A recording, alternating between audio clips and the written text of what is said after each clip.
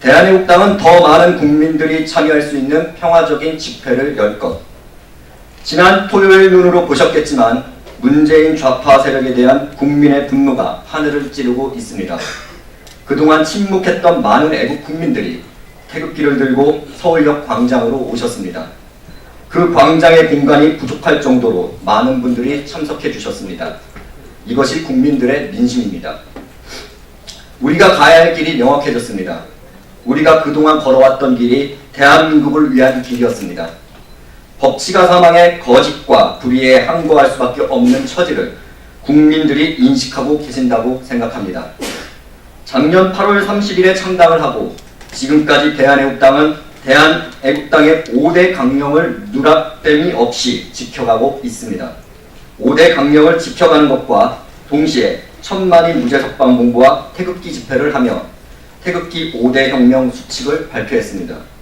우리는 비폭력을 중심으로 태극기 투쟁을 하고 있습니다. 대한애국당 5대 강령의 첫 번째와 태극기 5대 혁명 수칙의 첫 번째가 같습니다.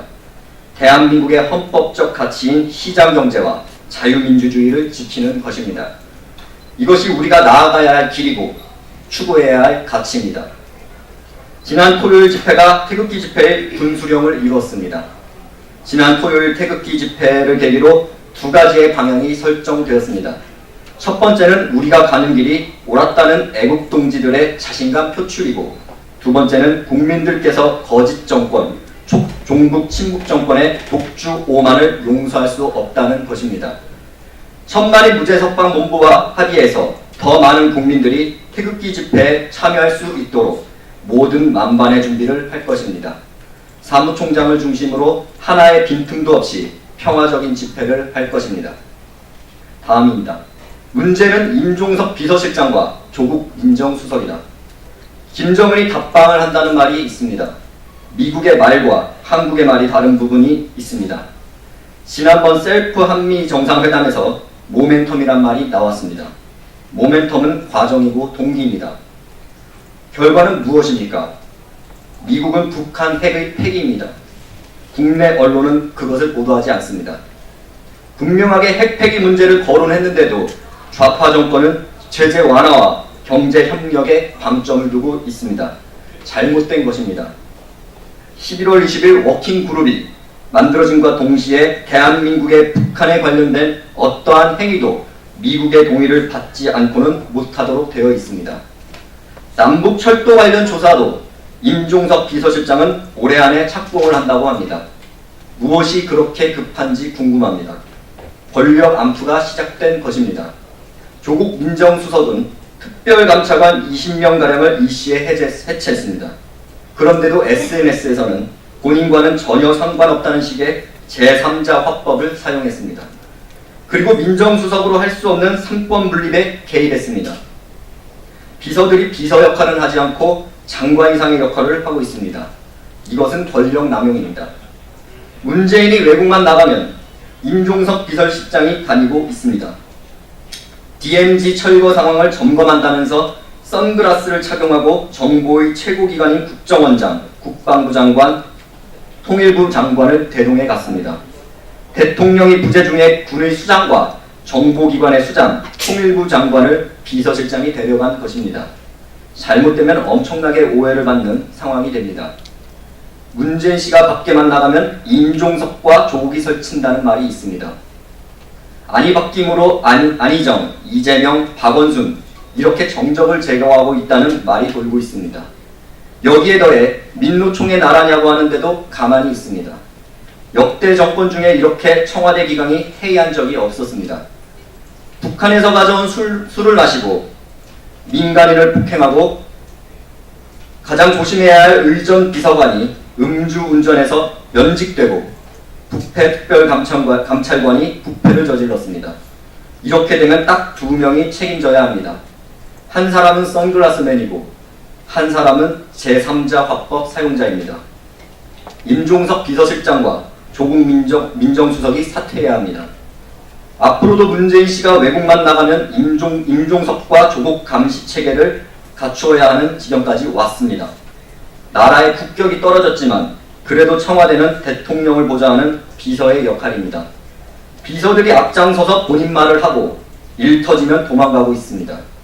대한애국당은 이번 사태에 책임을 지고 조국 민정수석과 임종석 비서실장의 즉각적인 사퇴를 요구합니다. 지금의 문제는 조국이고 임종석입니다. 즉각적인 사퇴만이 지금의 들끓는 민심을 잠재울 수 있습니다. 다음입니다. 민족의 배신자, 바로 친북 좌파 세력 문재인 씨 정권이다. 백두소대, 백두칭송위원회, 이제 갈 때까지 가자는 것입니다. 계속 나온다면 국민들이 지금 체제의 위험성을 더 많이 알게 될 것입니다. 백두라는 단어를 계속 사용하면서 김정은을 칭송하고 EBS에서 어린 학생들에게 홍보했습니다. 이 결과는 문재인 씨 정권의 실체가 드러나는 것입니다. 탈북자들이 불안해하고 있습니다.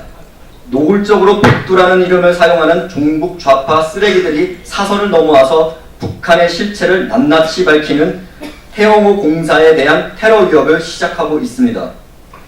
경찰청장에게 조원진 대표가 말한 대로 경찰과 검찰은 대한민국의 수도 서울에서 벌어지고 있는 종북 세력들의 준동을 엄중하게 다루어야 합니다.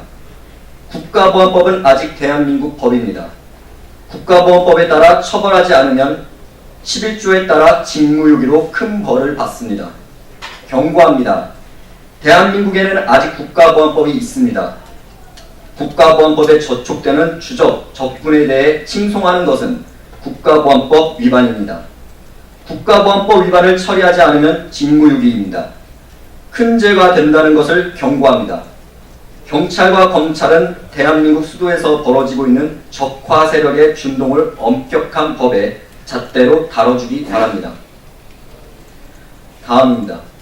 원전과 관련해 상식과 맞지 않는 일들이 벌어지고 있다. 셰코 문제가 있습니다. 첫 번째는 원전 문제입니다. 대한애국당의 분명한 입장은 원전 폐기 반대입니다. 문재인 정권 5년 지나면 전기세가 오른다는 것이 전문가들의 말입니다. 1.5배 전기세가 오를 것입니다. 솔직하게 말해야 합니다. 태양광의 효율성이 없다는 것이 다 밝혀졌습니다. 또한 전국의 저수지에 태양광을 설치하겠다는 사람이 부패에 연루된 혐의가 있습니다. 그렇다면 일단 태양광 사업을 중단해야 합니다. 최규성 전 농어촌공사 사장은 7조를 가지고 전국의 저수지에 태양광을 설치하겠다고 합니다. 코미디 같은 일들을 벌이고 있습니다. 전 세계에서 가장 경쟁력 있는 원전을 폐기하고 체코 가서 우리 원전 사고 안 났으니 사달라고 했습니다. 그런데 한국의 원전은 폐기하고 있습니다. 체코 사람들은 바보입니까? 앞뒤가 안 맞는 말을 하고 있습니다. 원전 폐기는 반시장적입니다. 또한 국민들이 납득할 수 없는 절차의 문제가 있습니다.